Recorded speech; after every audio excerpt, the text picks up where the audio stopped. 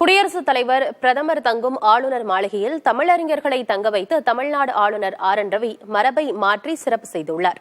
கம்பர் நாளை முன்னிட்டு தமிழுக்காக செயலாற்றும் அறிஞர்களை சென்னை கிண்டியில் உள்ள ஆளுநர் மாளிகைக்கு அழைத்த ஆளுநர் அவர்களை உயர் சிறப்பு விருந்தினர்கள் தங்கும் மாளிகையில் தங்க வைத்துள்ளார்.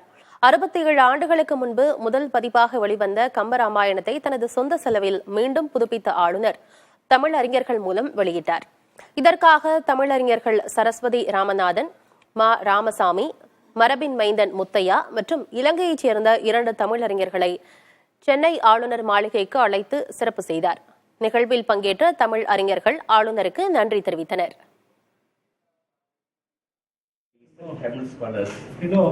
Our scholars are no less than anyone. They are the one who have kept the society together. Yes, thank you very much, sir. Thank you.